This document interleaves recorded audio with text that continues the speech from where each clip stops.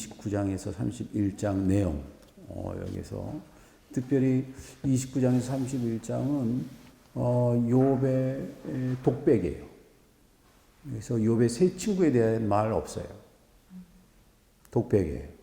그래서 29장은 자신의 과거에 얼마나 자신이 하나님과 함께 동행을 했는지를 말하고, 30장은 자신의 현실이 얼마나 비참한 걸 말하고, 31절에는 자기가 신에게 어떤 은총을 바라면서 소위 말하는 나는 이런 걸 하지 않았는데 나에게 왜 이런 죄가 있습니까? 그 부정 고백이라는 네거티브 컨페션이라는 중요한 그런 학문적인 또는 그 장르를 소개하거든요. 그래서 오늘 제가 이 부정 고백, 특별히 고대 이집트의 부정 고백, 그 사자에서에 등장하는 부정 고백 내용하고 이런 것들을 여러분과 같이 공부를 하도록 하겠습니다. 그래서 시편 1편에 있는 말이 여기 이제 첫 번째 단어 히브리 단어가 아스레이, 아샬이라는 복이라는 단어가 오늘 29장 8절인가 거기 등장하거든요. 그래서 이 단어를 통해서 다시 한번 준비를 해야겠다는 생각이 들었어요. 여기 첫 단어 복이 있는 사람, 이 단어가 상당히 번역하기 힘든 단어예요. 아스레이 하이시, blessed is the man으로 시작하는 이 히브리 문장이 흔히들 마태복음 5장에 등장하는 복이 있는 사람은 하는 베아티우스, 그 얘기 마카리우스하고 같은 것으로 번역하기도 하는데, 하여튼 복 있는 사람이 뭐냐? 우리가 복에 대해서 상당히 말을 했잖아요. 이 베렉이라는 단어가 복이면서 저주고, 이 복이라는 거는 내가 어떤 사건이나 어떤 사람에 대한 태도에서 나오는 그 결과라고 했거든요. 그래서 복 있는 사람은 자신에게 다가오는 고통을 고통이 아니라 그 다음 단계로 진입시키기 위한 도우미로 생각을 한다는 거죠. 시편의 1편을 뭐를 맨 처음에 넣을까라고 상당히 고민을 했을 거예요. 시편. 그 중에서 대표적인 걸로 아스레이 하이시로 시작되는 복이 있는 사람은 시편 1편으로 넣은 의도가 있습니다. 그 의도 중에 하나는 뭐냐? 복 있는 사람은 뭘 하는 사람이 아니라 다음을 세 가지를 안 하는 사람이다. 첫 번째, 악인의 죄를 따르지 아니하고, 이 따르지 아니한다는 말은 원래 할락이라는 히브리 동사를 사용했는데, 악인, 범죄를 드러나고 하는 작당하는 사람에게 걸어 들어가지 않는 사람, do not walking. 여러분의 다리를 제어하는 사람이래요. 그래서 복 있는 사람은 첫 번째, 걷는 거를 제어하는 사람이다. 그렇죠? 걷는 거를, do not walk. 걷는 걸 제어한다. 두 번째는, 이게 죄인입니다. 죄인, 도덕적으로 문제가 있는 사람들의 길에 들어서지 않는, 이 들어서지 않는다는 말은 원래 이 아마드라는 건 stand란 뜻이에요. 첫 번째는 don't walk, 두 번째는 do not stand. 거기서 서성거리지 마십시오. 세 번째는 오만한 자리에 앉지 말라. 뭉개고 앉지 마세요. 세 번째는 sit입니다. sit. 그래서 복 있는 사람들이 세 가지를 제어해야 되는데, 이 세 가지가 전부 다리와 관계되어 있어요. 두 다리는 그냥 다리가 아니에요. 인간에게. 두 다리는 인간의 특징인 이족 보행과 관련되는 거예요. 이족 보행과 관련된 이 다리, 인간이 되게 한 거는 이족 보행이거든요. 그래서 내가 가는 곳, 내가 멈추는 곳, 내가 앉아 있는 곳이 그 사람이다 이런 뜻이에요. 그거를 제어한다면 그 사람은 복이 있다. 그렇죠? 내가 가야 할 곳을 내가 알고 있다면, 내가 머무를 곳을 내가 선별한다면, 그리고 내가 어울릴 사람을 내가 정했다면 그 사람은 복이 있다. 첫 번째 이 세 가지를 제어하라고 그러고요. 오로지 주의 율법을 즐거워하며, 여기서 이제 토로소라고 히브리어를 했는데 이게 주의 율법이기도 하고, 저는 이거를 좀 파격적으로 자신만의 율법을 즐거워한다 이렇게 헤프조 부 토로소 히브리어는 그랬어요. 자신의 율법을 가지고 그것을 헤프조, 이게 헤프조라는 말은 뭐냐? 이 사실은 이 성적인 기쁨이거든요. 거기에다가 자신이 삶에 있어서 가장 중요하다고 생각하는 길, 토라가 자신의 지적인, 영적인 기쁨이 돼야 된다. 그리고 그거 하는 사람, 그가 뭘 하냐? 밤낮으로 그 율법을 묵상하는 자다. 이 묵상이란 말이 사실은 하가라는 히브리 동사를 사용했는데, 하가란 말은 묵상이란 뜻도 되지만 묵상이란 말은 내재화하는 사람이에요. 내재. 묵상하는 사람은 우리 욥기의 전체 주제인 쩌덕거 공의를 내 삶의 나의 개성으로 만들기 위해서 연습하는 거예요. 묵상은 누가 하는 거냐? 내가 스스로 별도의 공간과 시간에서 하는 겁니다. 그러니까 복 있는 사람은 세 가지를 안 하고 그거 하는 거는 자신이 선정한 자신의 삶의 철학이 들어간 토라. 오늘 활 얘기가 계속, 이 토라라는 것이 활이라고 그랬죠? 활을 써서 가는 곳입니다. 이 인생에 있어서 가는 길은 누가 정해준 게 아니라 내가 가야 할 길이거든요. 내가 정한 목표로 내가 가는 거예요. 그것을 내가 갖고 있으면 그 사람 복이 있고요. 그것을 내재화해서 내 삶의 철학이 된 사람은 복이 있다. 이런 뜻이에요. 그는 시냇가에 심은 나무가 철 따라 열매를 맺으며, 이 철 따라란 말이 상당히 중요합니다. 히브리어로 버이소, 이게 에스라는 히브리 단어가 있는데 이것은 appointed time이에요. appointed time. 철 따라. 주기도민에 나오는 일용할 양식이에요. 출애굽할 때 메추리알 같은 뭐 해갖고 막 나와 있죠. 그래서 이제 이 출애굽한 이스라엘 백성들이 먹을 것이 없을 때 사막에 나왔더니 이 핀 꽃이 있었단 말이에요. 그래갖고 이거에 what is this 그랬어요. What is this가 히브리어로 만누예요. 만누. 그래서 만나라는 말이 거기서 왔어요. What is this? 그 사람들이 욕심을 내 갖고요. 이거를 이틀치를 자꾸 혼자 자꾸 수집하는 거예요. 그랬더니 What is this? 하늘의 만나는 유효기간이 하루래요. 이틀 지나면 그게 없어지거나 썩어 문드러져. 그러니까 여러분 삶에 있어서 여러분의 철학이 되는 만나는 하루예요. 그 말은 뭐냐? 아침에 자신의 삶의 철학과 길을 묵상을 통해서 정하. 그날의 족하. 이게 예스란 뜻이에요. appoint time. 철 따라. 제가 우리 집 뒷마당에 밤나무가 엄청나게 큰 게 있는데 겨울에 다 죽었다가 봄에 꽃이 수십만 개 피었다가 오늘 아침에 나갔더니 꽃들이 다 없어졌어요. 내가 물어봤어요. 밤나무. 왜 그러냐 그랬더니 철 따라 그런 거래요. 이게 우주의 순환이에요. 철 따라. 이 우주의 순환은 항상 이게 season이라는 게 seasoned란 말이 있잖아요.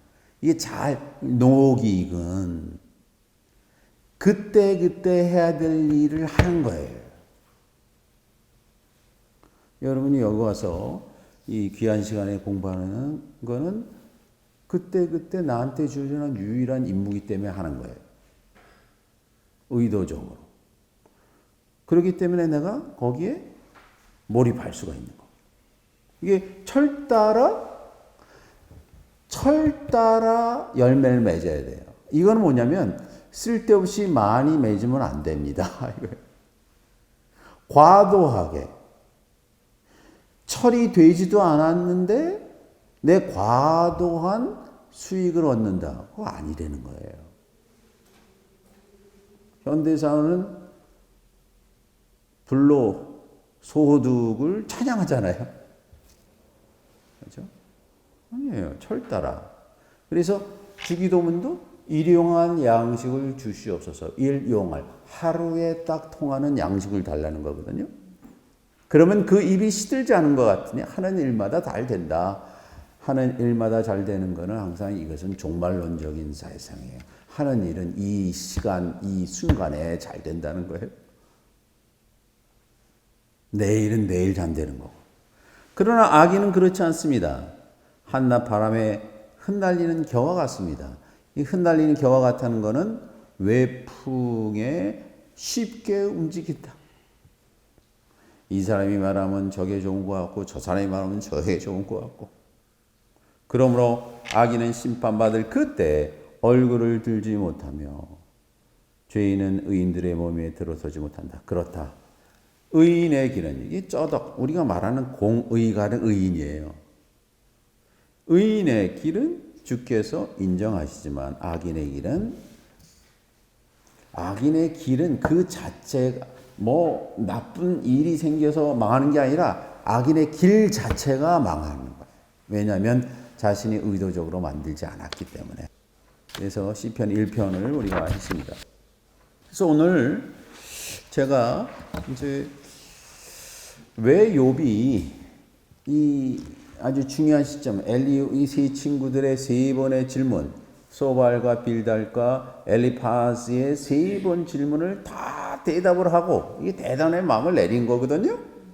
그 다음에 엘리후라는 제4의 인물이 등장하기 전에 29장부터 31장까지는 이건 솔리럭이에요. 독백이에요. 독백. 드라마에서 이게 엄청난 맨 처음에 이게 디바인 드라마라고 그러지 않았습니까? 디바인 드라마에서 욥이 이제 자신의 삶을 보면서 자신의 과거, 현재 그리고 자신이 하나님께 원하는 것을 아주 정교한 언어로 싹 풉니다. 그래서 거기에 나는 이렇게 이런 거 안 했습니다 하는 것이 31장에 나오는데 그것이 부정 고백이라는 거예요. 부정. 이게 네거티브 컨페션이라는 겁니다. 나는 이런 거 안 했습니다. 내가 이걸 했습니다. 라고 했기 때문에 내가 신으로부터 인정받을 수 없다는 거예요. 신이 무한이기 때문에. 인간으로 할 수 있는 거는 자신이 생각하기에 이런 거 안 했습니다가 자신의 최선이 되는 거예요. 이걸 네거티브 컨페션이라고 그래요. 그래서 십계명도 전부 하지 말라는 거예요. 뭐뭐 하지 말라, 뭐뭐 하지 말라, 뭐뭐 하지 말라. 그래서 오늘 사자에서에도 42가지 하지 않았다. 이게 등장하거든요. 4페이지에 그 그림이 그 유명한 휴네페르라는 사람의 사자의 서입니다. Book of the Dead. 저는 이 책을 볼 때마다 기원전 14세기인데 이집트인들이 인류에 선물을 줬다는 거예요. 뭘 선물을 줬냐? 사후 세계를 선물을 줬어요. 저는 사후 세계가 인간이 발명한 최고의 발명품이라고 생각해요. 동물들 사후 세계에 없어요. 저는 사후 세계라는 것을 발명을 해서 인간의 문명과 문화가 만들어지고 법이 만들어지고 단테도 등장하고 이걸 최초로 이제 시도한 호모 사피엔스들이 이런 호모 사피엔스들이 기원전 30만 년 전에 등장을 해갖고요. 기원전 10만 년 전에 이집트 그다음에 이 중동 지방에 10만 년 전에 이 튀니지아로 해서 이집트로 해서 지금 사우디아라비아 그쪽으로 해서 이제 이스라엘 쪽으로 올라온 게 10만 년 전이거든요. 그때 네안데르탈하고 같이 만나기도 했어요. 같이 가족을 이루기도 했다고요. 그때부터 무덤에서 뭐가 등장하냐면 정교한 장례 의식이 등장. 이거는 뭐냐면 4, 5세기가 있다라고 가정한 거예요. 가보지도 않았으면서. 이런 창작품이 어디 있습니까? 그래서 자기가 가지던 평상시에 가지던 아주 귀중품들을 거기다 다 집어넣어요. 그 이스라엘에서 하나 발견된 무덤에서는 아주 귀족 여자인데 아주 귀중품을 딱 하고 손으로 이렇게 잡고 있어요. 봤더니 자기가 키던 강아지를 강아지와 같이 묻어놨어. 야, 이 강아지가 사실은 인간이 되는데 아주 객장적인 역할을 했거든요. 사실은. 그래서 거기 4페이지에 제가 좀 읽겠습니다. 인간은 천체와 자연의 순환을 규칙을 감지하기 시작하였다. 이 순환은 시간의 흐름 안에서 일어난 현상으로 살아있는 생물은 반드시 변화하며 동시에 사라진다는 사실을 깨달았다. 인간은 가까운 식구, 친척 그리고 친구가 죽음을 맞이한 후 얼마 지나지 않아 그들의 죽음도 흔적도 없이 사라진다는 사실을 알게 되었다.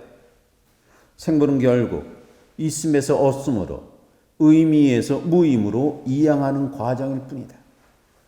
인류는 깊은 시름과 우울에 빠졌다. 그녀는 이런 절망이 자신의 삶을 망치도록 방치하는 것은 삶에 대한 모독이라고 판단하였다. 누구도 본 적이 없고 상상할 수 없는 것을 실제처럼 상상하고 만들었다. 그것이 사후세계. 사후세계는 인류의 고유한 사고 능력이 만들어낸 발명품이다. 호모사피엔스는 이미 오래전부터 정교한 장래 의례를 만들어 사전의 삶은 사후의 삶을 위한 준비라고 여겼습니다. 인생은 시간의 구애를 받지 않은 영원한 삶이 보장된 영원한 삶을 누리기 위한 공간으로 들어가기에는 잠시 머무는 현관이다 라고 했어요. 현관. 고대 이집트 문명은 정교한 4, 5세계관을 가졌는데 이집트 문명과 문화는 4, 5세계를 위한 정거장이었다. 그들의 4, 5세계관을 이해하기 위해서는 그들의 시간관을 이해해야 되는데 그들은 시간을 선형적이면서 동시에 순환적이라고 했습니다. 순환적. 선형적인 직선이고요. 순환적은 계속 돈다는 거거든요. 이 사상이 사실은 근대 철학의 시작이에요. 이걸 헉슬리나 그다음에 쇼펜하우어나 니체가 영원한 회귀라고 해요. 이터널 리턴. 이집트인들은 첫 번째 선형적 시간관을 데트라고 했어요. 데트. 이집트어 데트. 우주가 창조된 그 시간부터 우주가 다시 혼돈으로 파괴될 때까지 우주 안에 존재하는 모든 것은 영원히 동일하다는 신념을 표현한 단어다. 삼라만상은 마땅히 있어야 할 자리에 그대로 영원히 안주한다.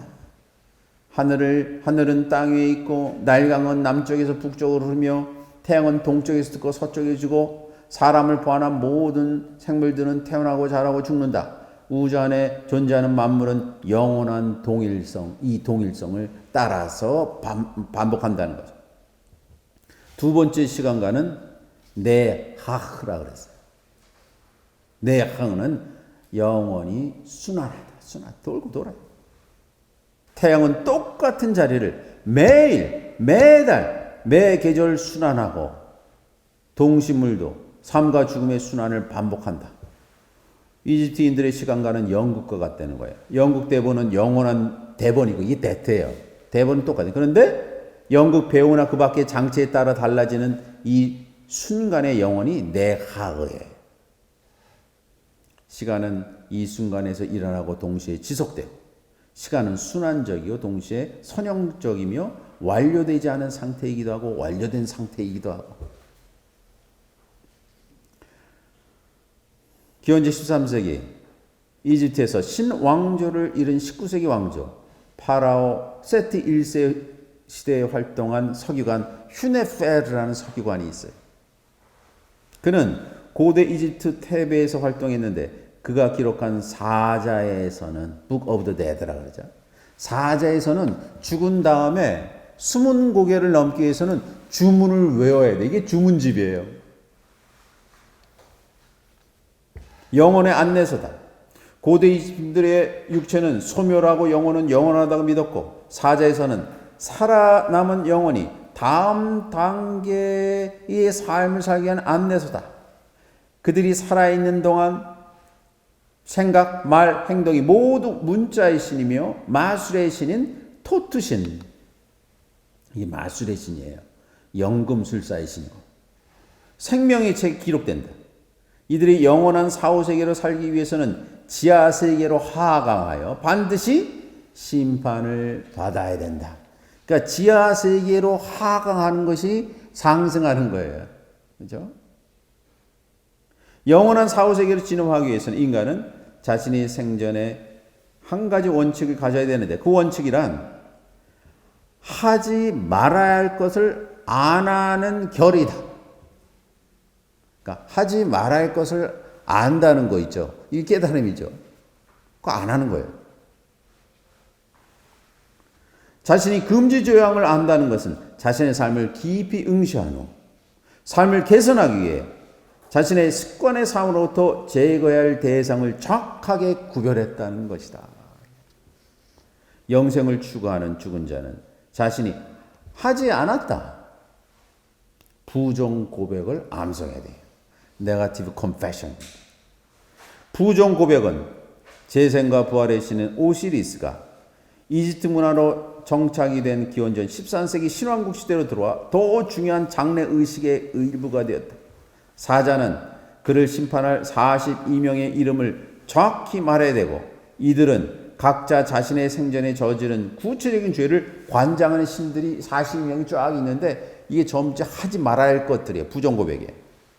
사자는 42가 문장을 암송하면서 그런 죄를 범하지 않았다고 고백해야 되는데 이 첫 번, 다섯 가지 고백은 이래요. 나는 죄를 짓지 않았습니다.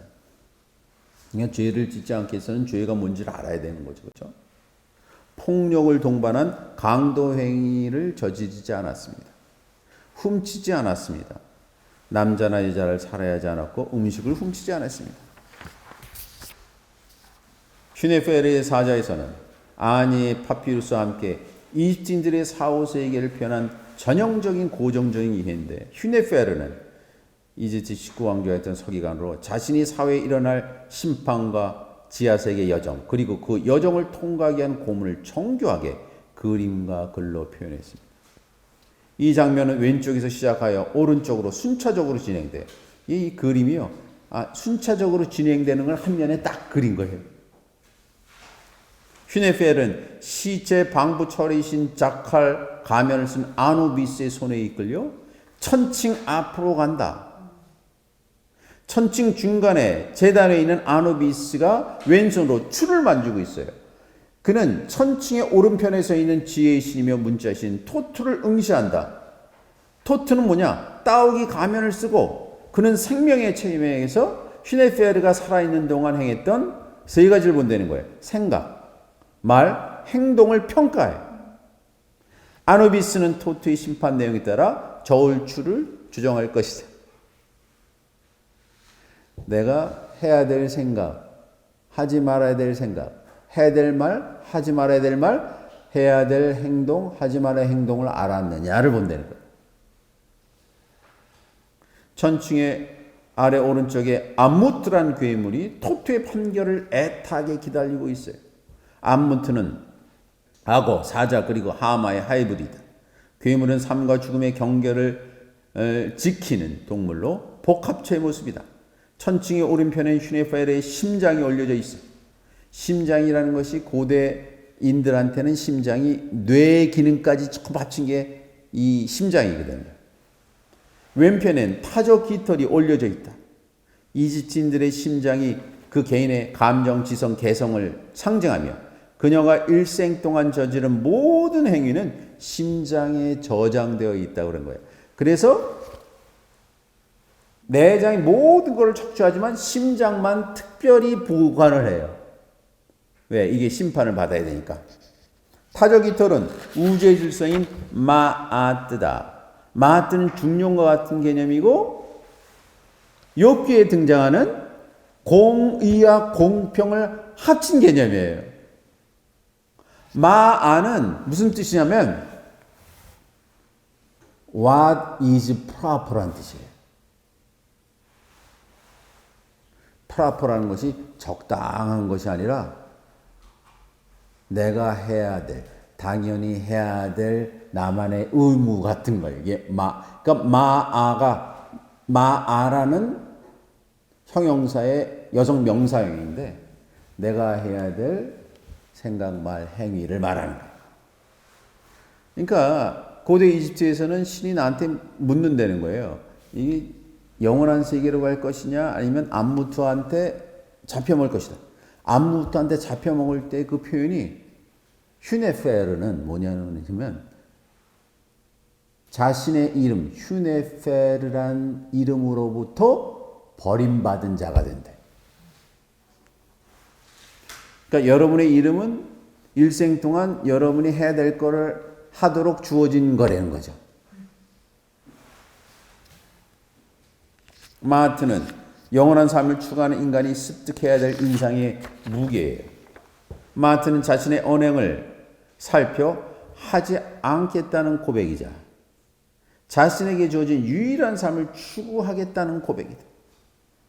만일 그가 자신을 매일매일 섬세하게 바라보고 자신이 손수 선택한 42가지 항목을 하지 않기를 수련했다면 그는 이제 자신이 일생 동안 완수해야 될 유일한 임무를 깨닫게 된다. 만일 심장과 마하트가 평형을 유지하지 못하면 괴물 암무트가 그를 삼켜버릴 것이다.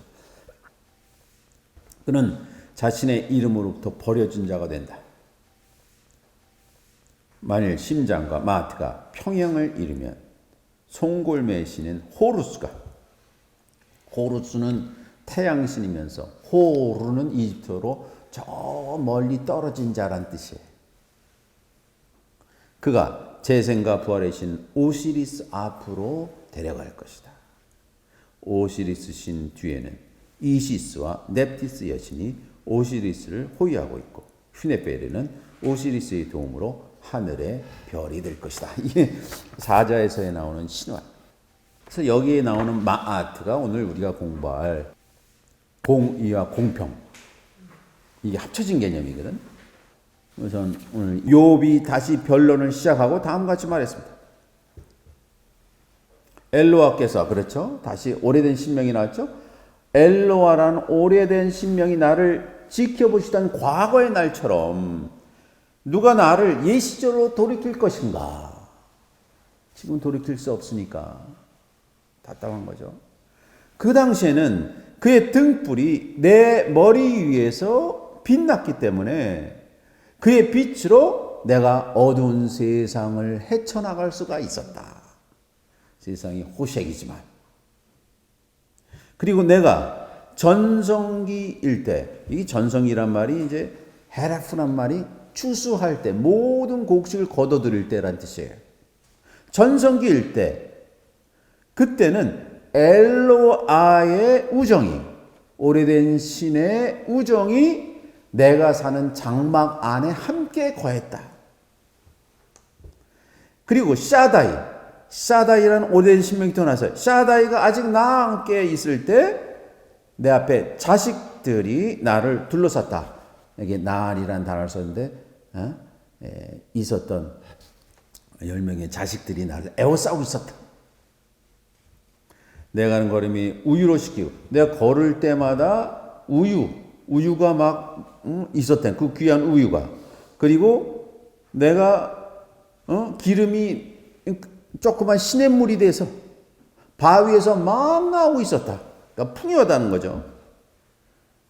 내가 도시의 성문을 나가 광장에 자리를 잡으면 이 도시 성문에서 광장 자리는 그 당시에 있는 시의 모든 리걸 케이스를 판단하는 자리예요. 예, 룻기에 등장하잖아요. 성문에서 사람들에서 무슨 리걸 케이스를 이제 판단하는 그 자리를 찾으면 젊은이들이 나를 보고 물러나고, 이 존경의 표시예요. 노인들이 자리에서 일어났다. 나는 존경을 받을 만한 사람이었다. 관원들은 손으로 입을 가리고 하던 말을 삼가하고. 그래서 이 고대 근동의 가장 중요한 존경의 표시가 뭐냐면 손을 들고 입을 가리는 거예요. 여러분 그 페르시아 제국의 그 다리우스 비문에도 그 신하들이 왕중왕인 다리우스에 왔을 때 하는 행위가 이 손으로 입을 가리는 거예요. 왜냐하면 당신이 신이기 때문에 할 말이 없습니다. 이런 뜻이. 그래서 손을 입에다 갖다 대고 말을 삼가했다. 장군들이 있는데, 나기들가 이제 군대 장관들이에요.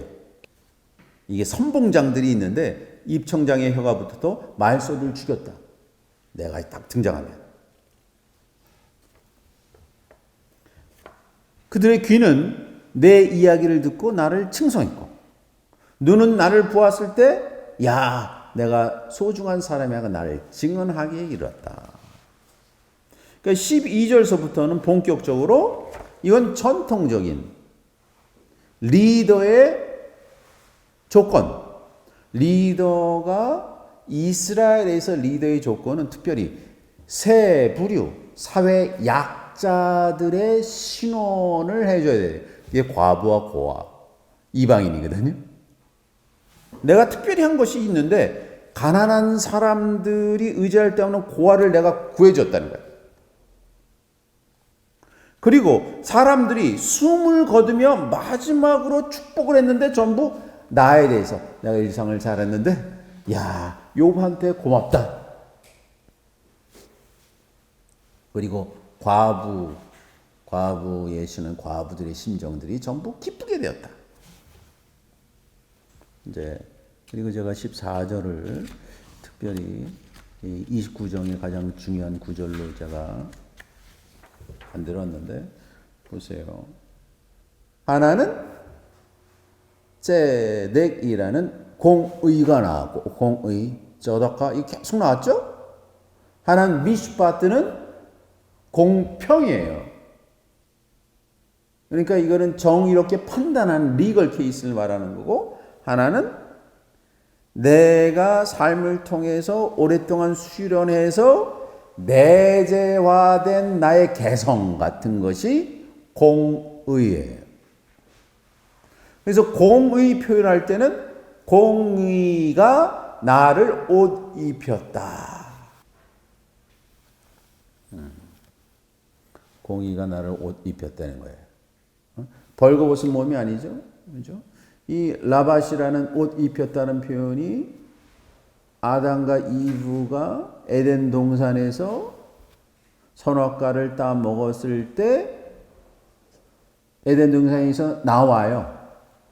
그때 하나님이 픽트리로 아담과 이브의 옷을 해 입힙니다. 이것이 신의 선물이기도 해요. 그래서 여기서는 ጼ덱은 신이 인간한테 선물해 주고 싶은 궁극적인 선물이에요. 그것이 뭐냐? 그것이 ጼ덱, 공의다. 그러니까 공의라는 것은 사실 우리 마음속 시면에 누구나 발견하고 발굴해야 될 궁극적인 나의 대문자 셀프, 네페시라고 할 수가 있어요. 그런데 내가 살면서 다른 사람과 살면서 내가 연습해야 될 것이 뭐냐? 이게 미슈바티예요. 그게 공평이에요. 공평. 공평은 내가 기능적으로 언제나 이거는 이동할 수 있고 벗을 수도 있다는 거예요. 그래서 거기 두 개 나오는데 하나는 외투고 하나는 모자래. 그래서 나의 공평이 나를 입혔는데 그것이 나의 외투와 벗을 수 있는 외투와 나의 모자와 같았다. 이게 이제 어떻게 말하면 욥의 삶의 철학이라고 할 수가 있어요. 나는 하나님께서 나한테 주신 의로움으로 이거 뭐냐? 이건 훈습이에요. 훈습. 내가 습관적으로 나의 캐릭터예요. 나의 캐릭터로 나는 째덱을 인간으로서의 옷으로 내가 옷 입었다. 전신갑주처럼. 그리고 다른 사람과의 관계로 하는 것은 내 모자나 외투로 공평을 내가 to do justice 했다. 미슈바트. 15절부터 이 내용들이 정말 신데요. 소경에게 나는 누구였냐? 눈이었다. 절름발이에게는 다리 역할을 했다. 가난한 자들한테는 아버지였고 나를 모르는 자를 위해서 내가 소송을 걸어서 조사했다. 다른 사람의 신원까지 개입해서 변호사비를 다 내고 내가 했다. 악인을 견치, 이 캐나인 투스거든요. 견치로부터 때려 부수고 이빨 사이에서 희생자를 구원했다. 그렇죠? 내가 이렇게 했기 때문에 뭐 이게 이제 18절에 당연한 것 같아요. 나는 내 보금자리에서 이제 그대로 사라지고 내가 있어야 할 곳에. 그뿐만 아니라 내가 살아갈 날들이 모래와 같이 수많이 남았다고 생각을 했다. 이 코홀이란 단어를 이제 어떨 때는 이게 이 모래라고 해석하기도 하고 어떤 번역에는 이 불사조로도 해석을 했더라. 여기서는 이제 모래라고 해석하는 게 좋을 것 같아요. 모래처럼 말할 거야. 갑자기 불사조가 나와서 영어 표현이나 한글 번역에도 불사조로 많이 번역을 해요. 나의 뿌리는 물에 뻗어 있고 이슬이 잎사귀에서 밤을 지샐 것이다. 이 표현이 신기하죠. 그러니까 아주 싱싱하다는 거예요. 나의 영광은 날로 새롭고 내 활은 내 손에서 새롭다. 사람들은 나를 경청하고 기다리며 내 조언에 침묵하고 내가 말을 마치면 그들은 말을 하지 않고 나의 말은 그들 위에 이슬처럼 떨어져 생명수가 됐다는 거예요. 그들은 나를 비를 기다리듯이 기다렸고 입을 벌려 봄비처럼 나를 마셨다. 내가 웃으면 그들은 믿지 않았고 저분은 왜 웃냐? 내가 안색으로도 그들은 기뻐하고 슬퍼하고 심부룩하지 않았다. 나는 그들을 위해 길을 선택하여 대장으로 앉았고 슬퍼하는 사람들 위안하는 자처럼 군대의 왕으로 샀다. 이것이 이 29장이 욥이 평가하는 자신의 삶, 행복한 과거다 이거예요. 과거, 현재, 미래를 말하는 거예요. 이거 과거였어요.